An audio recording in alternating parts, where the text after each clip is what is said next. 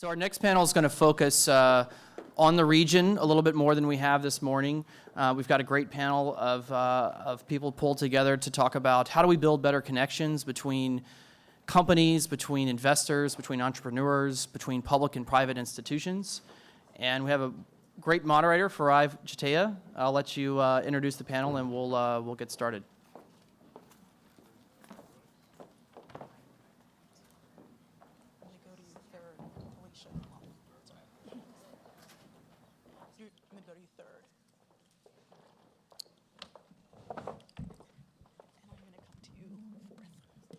Hi, everyone. How are you doing? You guys, come on. How are you doing? See, I like that. I'm a New Yorker. I don't take half answers. I have to just say, before we get started, I have been completely entranced by this. I mean, I love hearing a deep dive from an outsider perspective. This is not my world, but, you know, as someone who loves science, who's someone who's concerned about the future of America and the future of our planet, I have just been steeped in it, and I've loved it. Thank you, Peter, and thank you, everyone. So we're going to have, just to give you a little bit of the lay of the land for the end of this day, we're going to have this panel, and I'm about to introduce the panelists from my far to near, and we will take questions for this panel and then transition into final thoughts, not from us at first, but from you. So think about brief and really brief final thoughts, and then we'll transition to another panel. So with that said, coming down the line, we have, of course, Peter Rothstein, president of the New England Clean Energy Council, the convener of this event, Alicia Barton, CEO and executive director of the Massachusetts Clean Energy Center, and then we have Ed White, vice president of customer and business strategy at National Grid, and finally, Arunas Chesonis, CEO of Sweetwater Energy and of the Chesonis Family Foundation. Yeah. See, you're an honorary New Yorker already. So I'm going to start with you, Peter. You know, what changes have you seen in the past decade that are influencing this clean tech energy innovation space? You know, Farai, we've touched upon it sort of throughout the day with a few people alluding to different parts of it, but a lot of us forget that, you know, 10, 12 years ago, clean energy, clean tech, which was not an entrepreneurial industry at all, zero. It was like 0.5% of venture capital went into clean tech back in 2001. There were certainly technologies out there and there were trials going on, but it was cottage industry stage. It was not serious issue. It was not a serious attention to how do we invest in, grow, scale an industry. That started to happen about 2002 or so. We had a few years of, you know, 2002, 2006, 7, 8, that kind of time frame where there was real fast escalation, and some would say a bubble, certainly in areas like solar investing, which Henrik mentioned earlier today. And there was, you know, I think some, but that changed after, you know, as we went into the recession.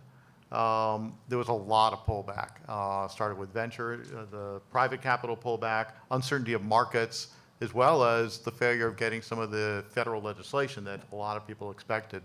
But we're coming through a phase now where, although there's been a fair amount of federal money from the stimulus, what's really starting to finally take hold is the kind of thing we're all talking about today.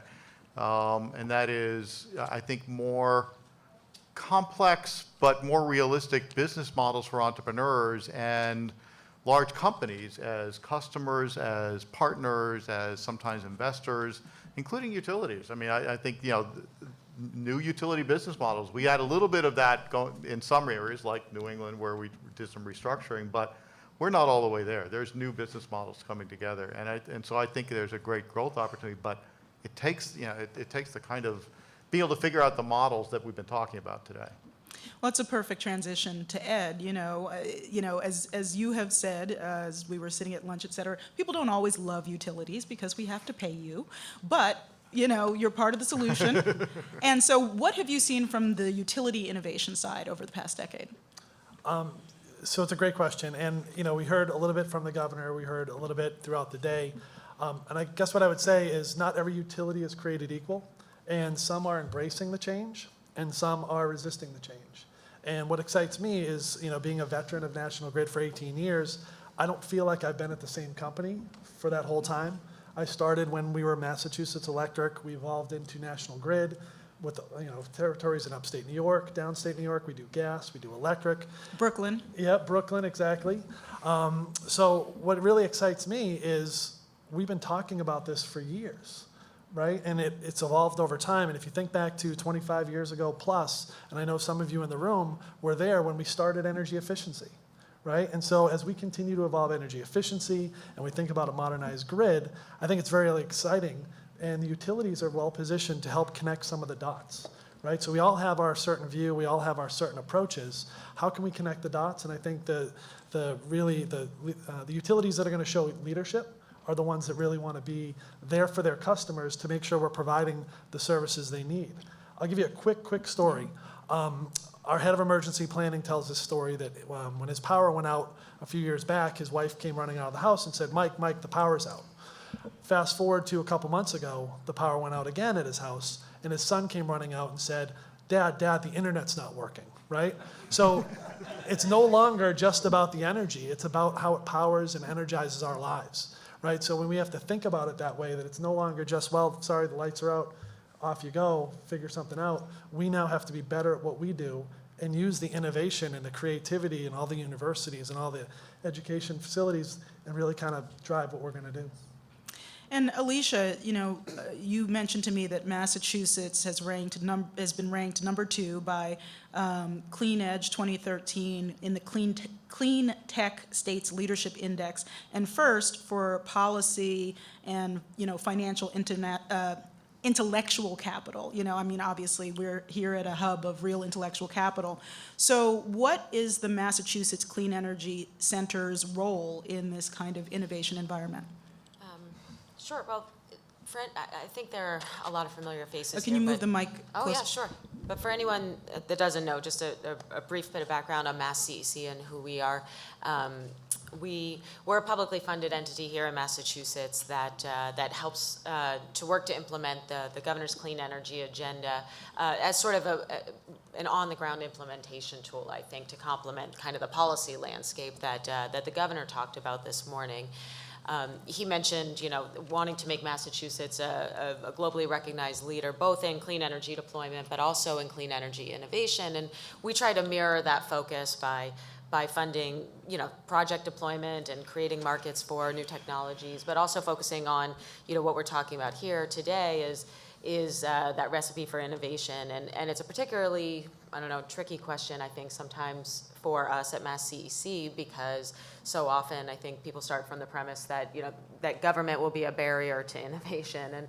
And what we want to do is exactly the opposite. And I think we're still trying to figure out exactly how we do that. We were created by the Green Jobs Act in 2008. So we're coming up on our 5-year anniversary, but we've tried a bunch of different things, and I'll maybe just talk about the kind of the headlines of how we approach it. And I'm happy to talk about specifics as we get into the discussion. But, the biggest part of what we try and do, I think, is to listen to the industry and understand what the needs are so that we can target our programs to fill gaps. We don't want to duplicate whatever's happening organically on its own. We certainly don't want to stifle it.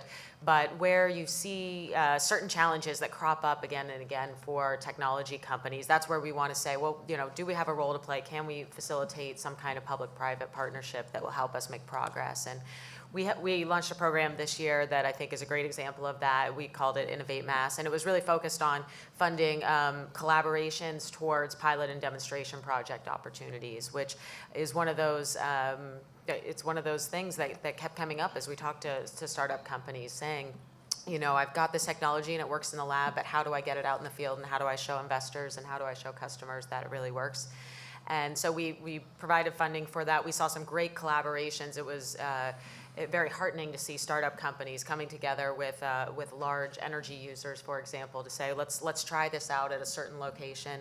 And Mass CEC has taken a little bit of the risk out of that early adoption by putting some public funds behind it. So I think we try and be open and responsive and are listening, and I think conversations like this are very helpful to that, frankly. One last thing in terms of a more intangible role that we play is just trying to promote this cluster and this sector of the industry to to global markets. You know, we do have a bit of a platform as we speak, you know, for the government to put a spotlight on some of the really excellent companies that we have locally. And you know, that is not rocket science, and it's not something that is a sophisticated program. But I do think it's part of the value that we can add on the public sector side. And Arunas, you're coming at this from a couple of different on me. angles. All right. Let's do it. Well, you know, I was It's fascinated. Come on, it's afternoon, nap Exactly. time, after lunch. Oh, come on, it's not nap Wake up time. here, come on. Yeah. So, you know, with Sweetwater Energy, you're generating sugars from different forms of biomass, you know, not relying on corn, which could be used for other purposes, and innovating in that way. But you've also, on the philanthropic side, given money to innovation at MIT. But, you know, as someone who is an entrepreneur and an investor, if you could go back in time and tell your earlier self what you've learned about laying stakes on businesses, what would you say? Sure. So we're involved in 6 startups, my partner and I. And so Keith, correct me if I'm wrong here, but 3 of them are focused on helping oil and gas industry get better. So we're kind of helping the fossil fuel world. 2 of them are in efficiency, and 1's in communications. So all of them, the prerequisite is we want to have something 5x better than the competition. Either more efficient, cheaper, whatever. If it's not 5x, we're not interested. If you're 10% better, GE can do that, someone else can do that. So we're inherently doing stuff that's risky. So when we think about the last couple of years that we've been involved, if I could pick one thing to do all over again, it would be to get more aggressive helping these young CEOs and the management teams get their first 3 customer contracts. Everyone wants to be exclusive as the 4th customer contract, but no one wants to be one of the first 3, because by definition, you're in a pilot, you're in a joint development agreement, you got a contingent production sales contract, but no one wants to be one of the first 3. And how do you navigate those areas to get the customer comfortable with the risk for the right price point and make sure you're making the right strategic and tactical moves? And it's very interesting because all these really bright people, I mean, 4 of them are from MIT, they're brilliant people. And they engineer great and they present great, but they can't sell shit, okay? And that's what we need to help people on. I had this debate with the folks at Sloan School. I said, you don't teach a course in Sales 101 to get your first 3 contracts. And if we just help them with that, so whether you're a VC or a private investor or whoever, help them get their first 3 contracts. They're fine on production. They'll hire the right people. They'll get the financials done. But if you get the first 3 customer contracts, get the validation, it's so much easier to build your business after that. Well, this is a perfect, I want to stay with you for a second. Governor Patrick said that our risk tolerance has to go up if we're going to build this new super cluster of innovators around clean tech. But who's we? I wondered as I was hearing him, is we government? Is we nonprofit? Is we investors? And I'd love to ask other folks, but let me start with you. Well, look, I think it's all of the above. But you know, we're dealing with this because the startup I'm involved in as a CEO, and it was refreshing to hear Tim earlier in the fireside chat. I was public company CEO for 5 years. I love not being a public company CEO. It's the most phenomenal thing in the world. You can say anything you want. But you know, the government side, what I really think the best use of their dollars is bridge financing. I think that could be the most helpful. It's not equity. It's not, you know, tax credits. It's not, you know, all those are helpful. But if you can give people that 1, 2, 3 year bridge financing to help them get to commercialization, that's the biggest deal. It's those $2, $3, $5 million chunks that is very expensive and dilutive to the owners to do that. So what do the entrepreneurs do? They hesitate. They don't take that extra money. They don't take the extra dilution, and so it delays 1 to 2 years, you know, the deployment. And so, you know, I'm not pitching for bridge financing, but I am. Okay. And you know, after that, then it's just And you're moving to Massachusetts, is that? Yeah, absolutely. But you know, we're going through that in New York State right now, and I think people, that's the scariest thing for government to do, is take that kind of risk, because everyone has the headlines of Solyndra and everything else, but anything you can do to help people bridge that gap is really helpful. Anyone else? Sure. Well, I mean, I really appreciate those comments, and I agree completely, because it is a risky thing for government to do. We do a form of that at Mass CEC. We provide investments in early stage technology companies, and we've had some great successes to show from that. But I think everybody, when you're talking about a topic like this, defines success in a different way. We do look more at the long term and at the job creation and economic developments and development benefits, and also at the the benefits of retaining local talent and continuing to feed back into the cluster that we have here. But the Boston Herald and other media outlets and others remind us constantly of the one or two companies that weren't successful in that respect.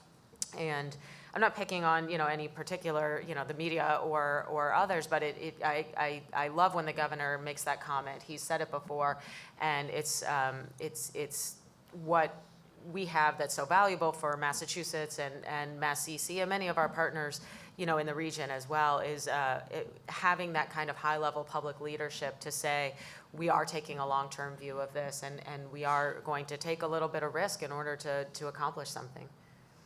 Can I ask you a question on that? Sorry about that. Go for it. Okay, so if you're a baseball all-star and you get out 7 out of 10 times you're at bat, you're considered fantastic. Right. And so private equity, VCs, what's their hit rate on real winners out of 10 investments? 2, 3, 1. Maybe 1, and maybe 2 mediocre, and it carries the day. So why do we have to force government that supports this in concert to be 10 out of 10? It's not fair. It makes sense. I'm trying to work with you here. Yeah, I know. Is that a question for me? Because I agree with you. I actually wanted to pick up on one Yes. of the other points that Arunas made about customers. It's been, and a couple of folks have talked about it, in this industry, the customer adoption of new clean energy solutions, whether it's in the efficiency, sustainability area, or whether it's a major technology generation or other kind of technology, is very slow and risk averse.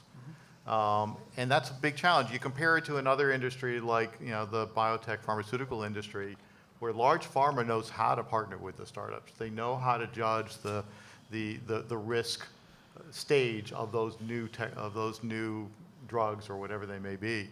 That's not true in this space. We've been thinking, and I know our counterparts, MassBio, the Biotech Council, plays a role in building those relationships between large pharma and the startups.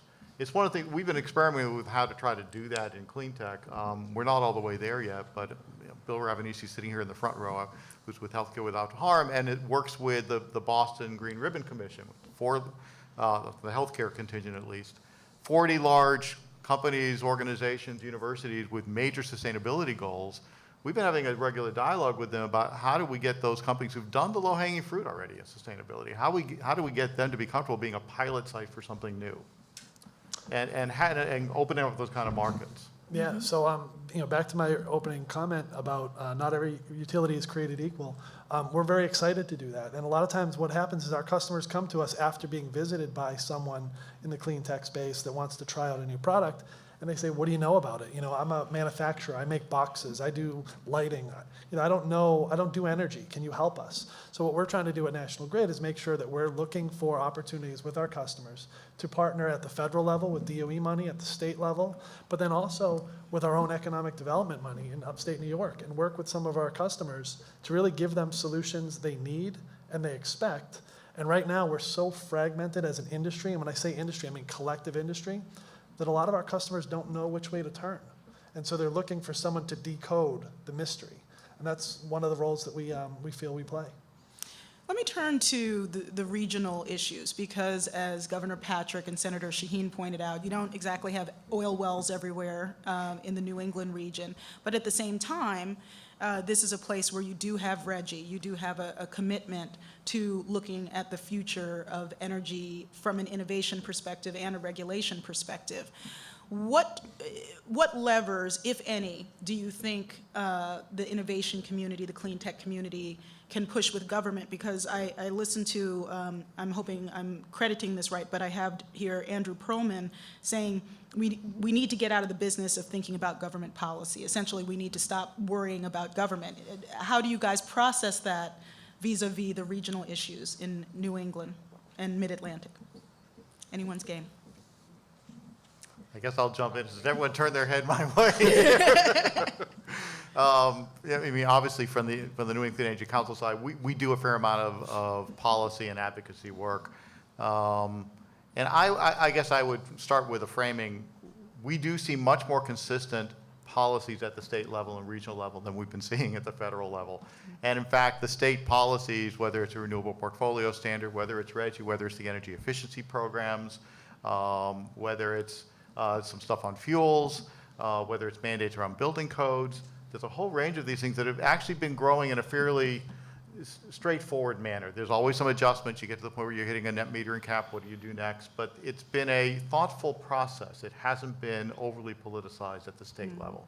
And that's been phenomenally important. And that means that companies who might be on the deployment side of, say, solar, from other parts of the country or from Europe actually moved and set up camp here because they know there's going to be a market. And that's absolutely critical. And there's examples in many other spaces as well. I think the challenge we haven't taken on yet, or that's gotten started, but it's not, we don't have the market signals yet, is really around how we evolve to modernize the grid. There's been a significant planning effort that's been going on in Massachusetts over the last 6 months or so with the DPU to start to talk about that process and what that might look like and the roles and the evolution of business models and pricing. We're going to have to then see, well, we have an interconnected grid with 6 states here for the New England ISO. Can we get some uniformity of approach there where we can think about how you pilot a new technologies and new structures for how businesses who are providing technology, businesses who are providing a service like demand response, or the utilities who play the central monopolistic role in the distribution side of it, at least today, but may evolve to others. How do those all evolve so that we can grow those new markets? We don't have that part right, but I can't think of a better place to try to do that, frankly.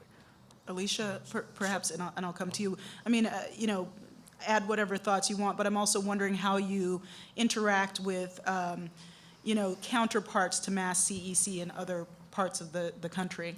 Sure. Well, Peter, you mentioned, several efforts in that direction, and those are all right. And there's sort of too many of those to list. I think it isn't always visible, maybe from the outside, but we do spend quite a lot of time trying to work with our counterparts in other states, both at the Mass CEC level to, our counterpart sort of clean energy agencies, but even at the higher level, at the governor's level, at the secretary's level, and through the regulatory agencies. Tying back to sort of the premise of your question where you started, and one of the things that was mentioned this morning, we, as a region collectively, we don't have a tremendous amount of coal, oil, natural gas. That's not what we have indigenous here, but we do, if you look collectively at the region, have significant resources in terms of the availability of hydro and wind and other efforts that, as was mentioned this morning, we have worked with the other New England states to look to work towards coordinated regional procurement of renewable energy. And again, so you could talk about, well, we should stop, trying to influence the policy landscape. There's also the obvious purchasing power that the government brings as well. And pouring that back into all of our local economies by focusing on procuring regional sources of energy is something that I think can be a very positive market signal and help all of us kind of develop the collective market in the region for renewable energy. And I want to also just mention one effort that we're particularly focused on in Massachusetts, which is bringing, hopefully in the not too distant future, offshore wind as a significant new asset to that energy mix that really has the ability to provide, an enormously more significant level in terms of the amount of capacity that could actually be connected to the grid in the near future if we actually get together and focus on getting offshore wind built. Arunas? So, government help. One, short-term bridge financing. We got that, right? Second, Noted. regulations. So, say there's 100 regulations in any state. And I think Massachusetts is better, more progressive than most, New Hampshire. But there's still regulations. And there's like a bunch that are good, bunch that are mediocre, some that are extremely stupid, but some that are so super stupid that we have to get the leaders to help us with, and they can drive it through. Give an example. So one of our startup companies, brand new MIT spin out, doing purification of water for new oil and gas sites, produced water. So after it fracks, the flowback water comes back, but every day there's really, really nasty water that comes out every single day for the life of the well. What do people in Pennsylvania do? What did they do, the regulations? What did the environmentalists? Look, I'm a tree hugger, okay, don't get me wrong, but sometimes they shoot themselves in the foot. So if you purify the water in Pennsylvania, okay, the regulation says all of that is still contaminated. You have to ship it to Ohio to deep well inject it. So there's no incentive for anybody to clean the water coming out of produced new wells in Pennsylvania. That is like super stupid. So 2 out of 100 regulations, let's target them every year, get the governor to plow through them. Because every one of our startups has 2 super stupid regulations that are affecting our customers and preventing us from getting our sales. Ed? Yeah, so I couldn't agree more. Yeah. So I think there's a delicate balance between too much policy or too much regulation, and then also letting the market speak for itself. And one of the roles that I'm proud to play is bringing some of our customers to our legislators, our policymakers, our regulators, to really kind of say, this is what it's really doing to my business. Because it's all well-intended. No one gets up in the morning and says, really, I'm going to screw up this market, right? They get up with well-intended approach. But there's unintended consequences. So how do you actually have a robust debate like we're having today, right? Where there's representation from all across the industry. And I think that's so very helpful. And if everyone goes into the discussion not thinking that their view is the only view, we're going to get a lot further. And I know that sounds idealistic, but I think it's so very true. And if you can really articulate why this is limiting jobs or limiting productivity or limiting production, then you can start to make those cases in a much more meaningful way. Well, let me follow up with you, Ed. You mentioned that, you've been at this company for 18 years, but the company has shifted and I become look large. young too, don't I? Of course, like an infant. There you go. Hey, I'm with you. But anyway, I'm just wondering how did it change the game for what is now National Grid to go from a smaller footprint to a larger footprint, both in terms of dealing with regulations and also with, the kind of innovation you can do? Life was so simpler back then.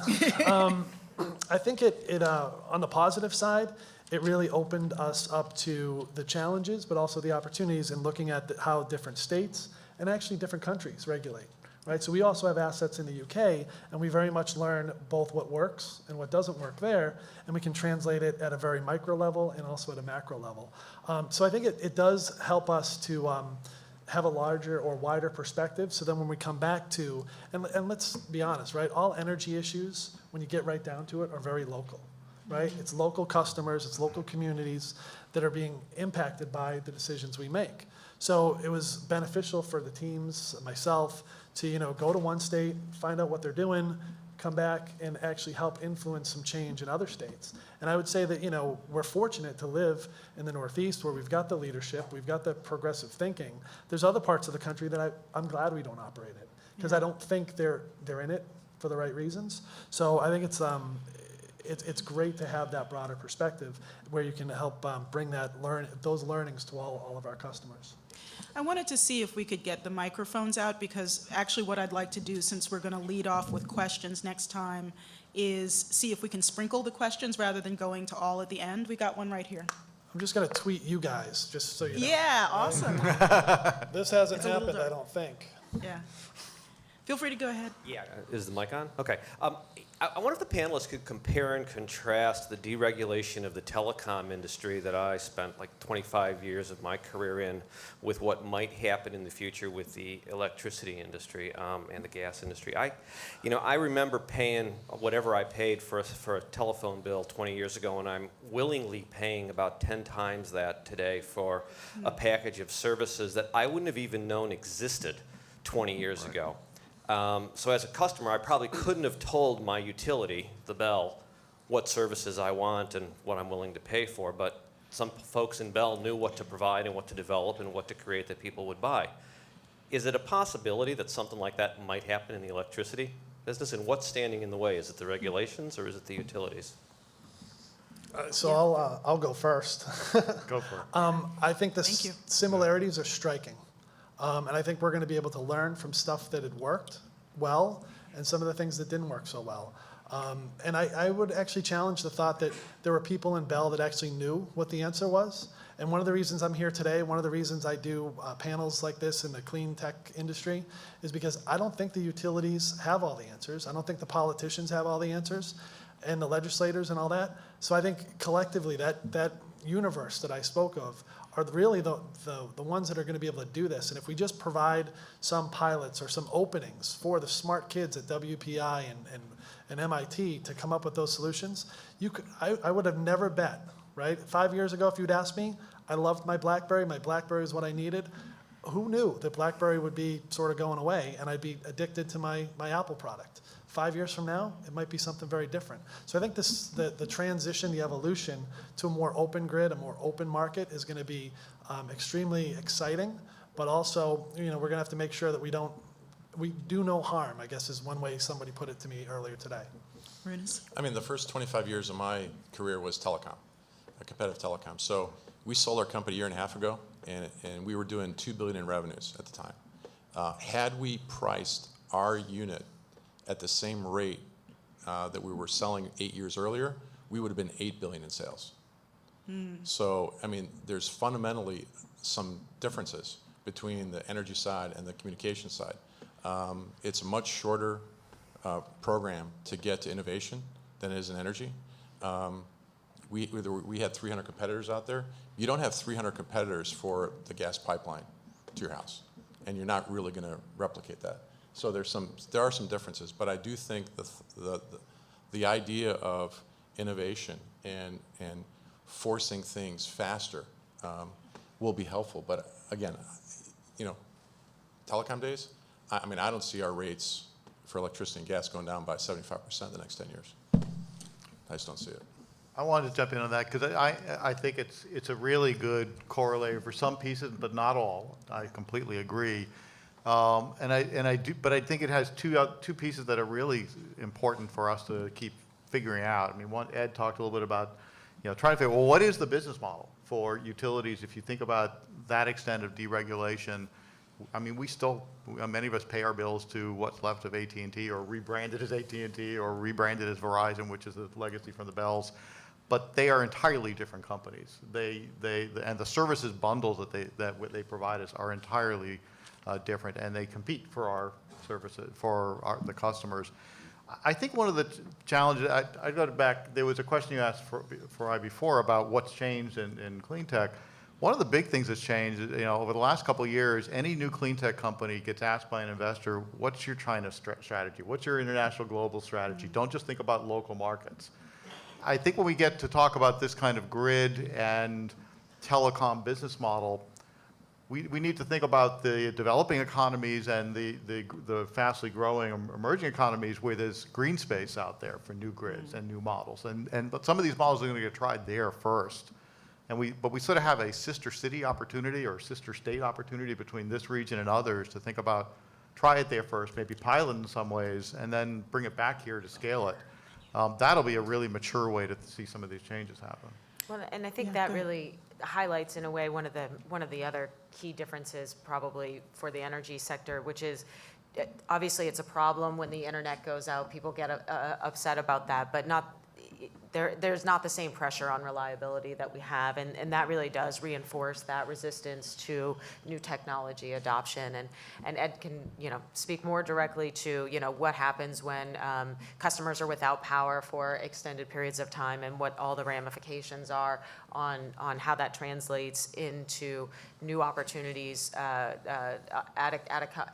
a utility like National Grid. I mean, it's not an easy landscape to navigate because there's such a high premium on that, and it's becoming more and more of a factor, obviously, as we've had more extreme weather events and put such a spotlight on resiliency and how do we become more adaptive, overlaid with the whole dynamic of fundamentally changing the grid structure to allow for distributed generation. Yeah, and what I would say is, you're right, there's not a lot of competition for those pipelines. There's some.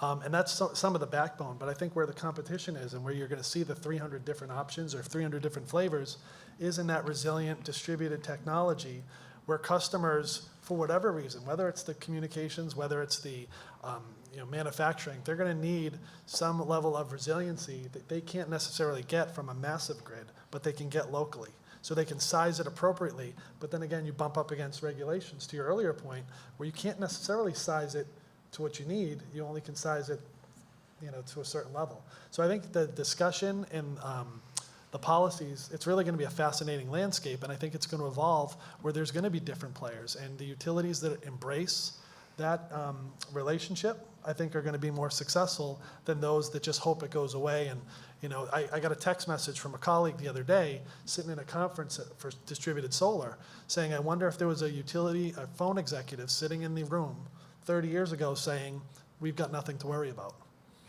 So, I mean, it's really something that I think progressive utilities are very much in tune with and want to do ultimately what's going to be best for our customers.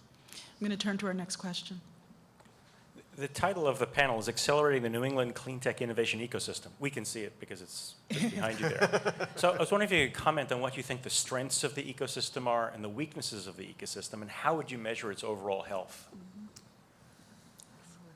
Thank you. Anyone batter up? It's all good. I'm happy to jump in first for a sec, but thank you, Mitch. It is up there, isn't it? Yeah, I think in terms of strengths, and we've talked about this. I mean, the intellectual capacity, the universities that are here, the invention that goes on. We've got a highly entrepreneurial culture here.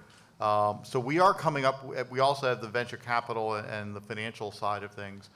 I think probably the place where we have the biggest gaps and maybe immaturity in terms of structures and connections is how do you find markets? How do you connect to customers?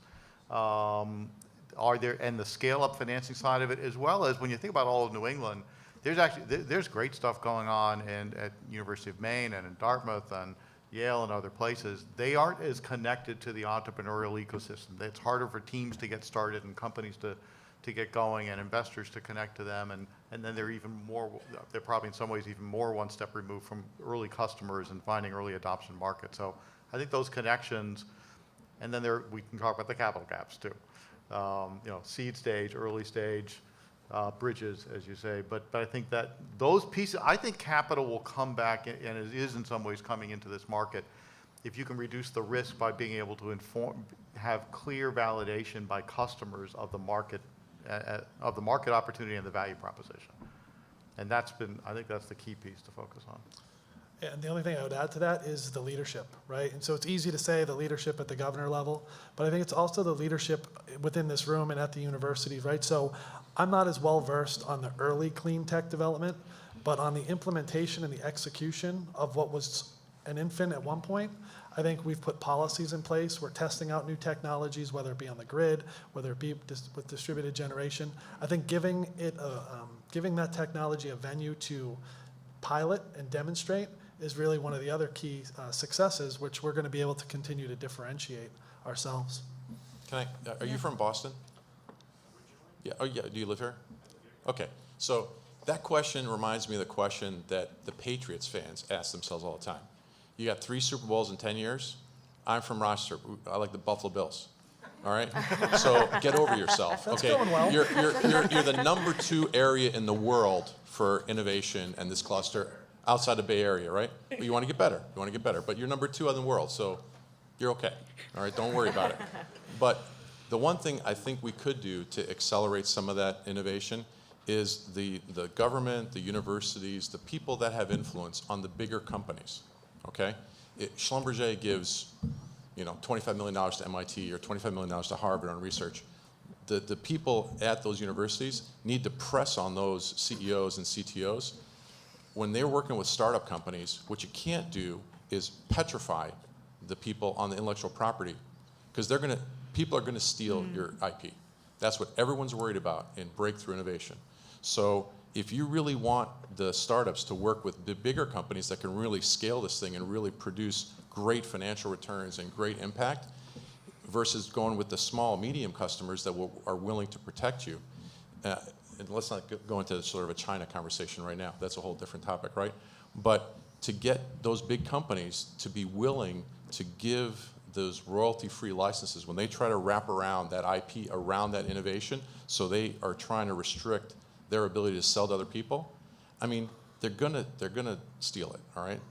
Small companies can't fight it. Samsung, Apple can fight each other, but small companies can't. So I think squeezing the big companies to be more flexible on IP is what I would try to do to accelerate Boston. Sure. I mean, I appreciate the question as well, and I wanted to jump in, but I think most of the time people hear me. They hear me talking about my talking points for why this is such an excellent clean tech innovation ecosystem, and it's not just the intellectual capital you mentioned, but I think there's some great statistics in that recent ranking about private per capita investment in clean tech companies. That's something that is pretty significant aspect of what's going on here. I had also just a recent experience. This week we had a delegation of companies from Israel visiting to explore our local clean tech ecosystem. And one of the comments they made that I hadn't heard before, I mean, they came and they said, oh, this is great. It's so supportive, receptive. There's all these investors at the conference we're at, those type of things. But the idea that that we were really listening, that everyone in the room was interested in what the new technology was and wasn't just trying to say, oh, we've already got it figured out. We're number 2, so we don't really need to work any harder or think any more broadly. They found us to, the comment they made, and it just showing up in Boston literally for the first time in their lives, was how open-minded everyone was in thinking about what the new opportunities are. So I think, that's something that we have going for us, and something that, frankly, we try and play that role in terms of how we craft our offerings and our small role in that at Mass CEC. There is some room to be made, though, and in terms of the progress we need to make. And I think really around the financing kind of aspects that you talked about, Peter, I think we need to do a better job figuring out how to bring together, particularly some of the less sophisticated players in that aspect, like local and regional banks, to the table, because there are very solid investments to be made that just aren't being made because of lack of understanding about what the total risk reward ratio is going to be. The one quick thing I would add to that, and it's kind of been a theme throughout the day, it's a complex industry, but we need to be able to talk about it in a much more effective way. So I'm thrilled that not only do we have experts in the room, but we've got the media, we've got people that are going to be blogging and tweeting and talking about this. The more we can talk about it, the more we're going to be seen as leaders, and people are going to want to come here and help learn more about what we're doing and know that we're receptive to hearing in both directions. Another question? Anyone? Well, no questions? All right. Oh, wait, over here. Gentleman up there. Oh, wait for the mic. I love being the bossy mic director. Thank you. To Mitch's point about accelerating the New England clean tech innovation ecosystem, Tim Healy mentioned a specific strength that I've always been surprised isn't more emphasized, and that is in he was describing it as energy intelligent software, which is an apt description. And I think with emerging companies like First Fuel, Retroefficiency, WeGoWise, and Enernox, certainly, we have a world-leading strength in that area, and it's smartly aligned with our strength in university to commercial adoption. And I just wonder if there's an opportunity to focus attention on that very specific strength. Anyone want to follow up? So, I would say absolutely. And I know, specifically at National Grid, we have worked with or meet with those companies all the time as their programs evolve and they get tested and evaluated and all that. So to me, those are tools. And Tim talked about tools, right? Going in, meeting with customers, giving them tools. In some cases, they were tools that they were helping the customer with. Now it's going to be something the customer is going to be looking for them to help them with. So I think that whole software linkage and telecom linkage, I think, is going to be critically important as we modernize the grid. And I think as an industry, we did a poor job. Everyone thought of smart grid as smart meters. And it's so much more than that. It's communication, it's infrastructure. So I think now that we've gotten through sort of that initial wave of get as many meters out there as possible, we're now thinking about it much more holistically to make sure that it's going to be a robust platform for a lot of the clean tech to come and have that two-way power flow so we can dial it up and dial it down in both sides of the house. But I think that kind of points out some of the reason we've had a challenge, maybe marketing, if you will, the excellence that we do have, including the companies you mentioned and a whole host of other companies that are local and that are working on various aspects of that, because it's a broad range of technology. You're talking about smart meters, and then you're talking about, mobile phone apps that help you optimize the systems in your house versus obviously much larger data-based systems like what Internoc does. And so it's for me, I think that's something I'd love to think more about and to hear more about is how do you clearly articulate that to the public and to talk about what it is that we're working on. We're really trying to radically shift all of our relationships to information related to energy use. I think it's a really great question. I think, unfortunately, there's nothing that is unique that much about Boston compared to the rest of the world that people can't come up with the same software, same ideas, do everything else.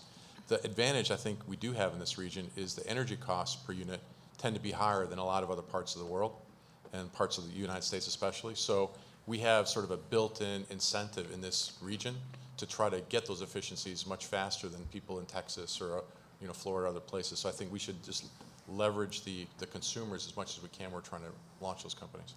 Can I just add one go ahead, other thing on please. this too?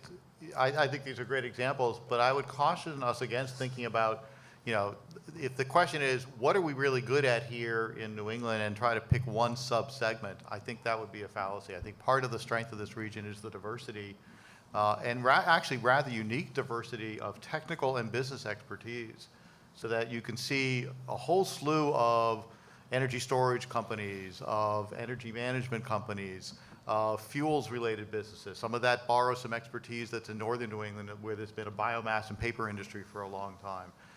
You can see the legacy of what was Polaroid and plastics and film production moving into thin film kind of applications for batteries or for solar. I mean, there's a lot of expertise that's spread across different areas, and that doesn't mean I argue for saying, let's just willy-nilly let anything happen. I mean, we've got about 30 advanced lighting-related companies across New England. Some of them very small, some of them quite large.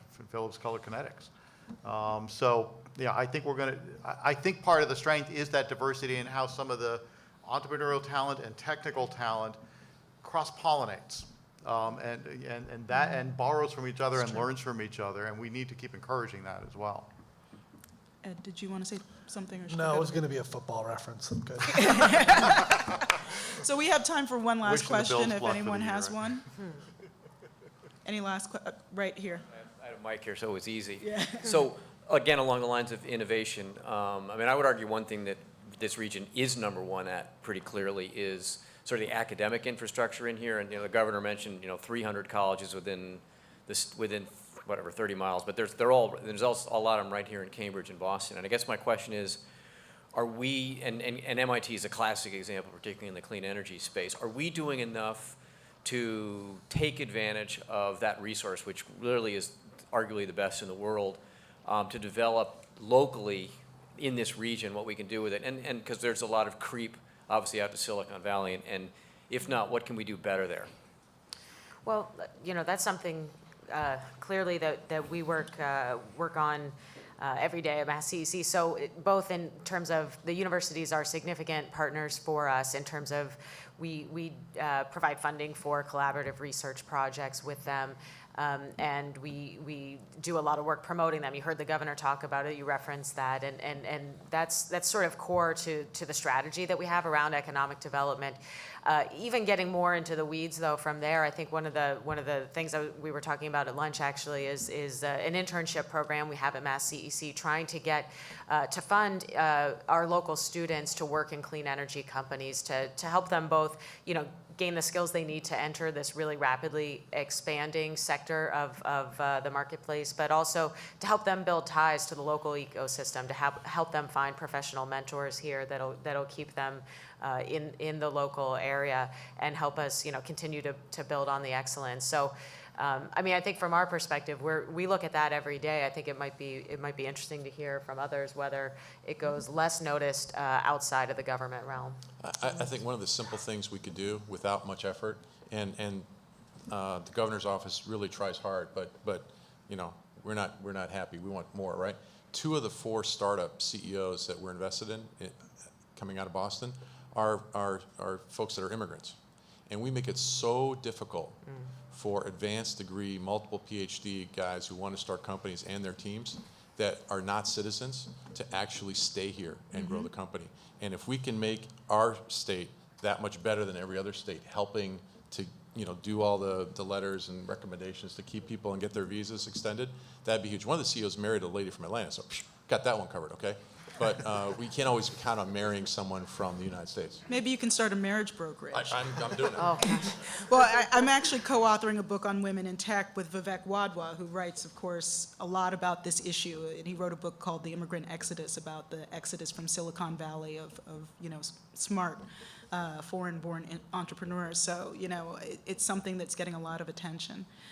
Does anyone have any other thoughts on the university as part of the ecosystem? Yeah, the only thing I would add is of those 300 colleges and universities, there's a number of liberal arts schools. So while we're at a tech conference, I get it, we're talking about WPI, MIT, there's a lot of good liberal arts schools that are also getting into the game. And when you get back to talking about how to communicate it, right, it's one thing, and I'm an engineer, fully disclose that. It's one thing for an engineer to talk about it, but it's another thing for someone from marketing or communications to actually really articulate why this is meaningful for a customer, why this is a meaningful pitch for an investor. And I think working with some of those colleges and universities has been just as exciting. We're bringing them in as interns, and it's amazing the contribution they're making as they hit the ground running. Interesting. Any final thoughts, Alicia? Yeah, I would just, I think, Russ, we're not doing as good a job as we can to leverage, the inventiveness of a lot of those universities. There is a lot going on, and I think if you're at MIT and you're feeling entrepreneurial about an opportunity, you can get connected to mentors, you can get connected to people who might help you think about the pathway to move that forward. It's really hard, I think, at some other places, and I think there's a great opportunity. We're thinking a lot about how do we take the kind of thing that the Cleantech Open does through their process of mentoring companies and helping them develop their entrepreneurial understanding and make that more universally available across all of New England, whether you're in northern Vermont or Rhode Island or wherever you may be, and make those connections happen. Well, I want to thank you so much. We're going to keep you, Peter, and I want to thank you, Arunas, Ed, Alicia, so much for your time and for the fabulous conversation. Thank you.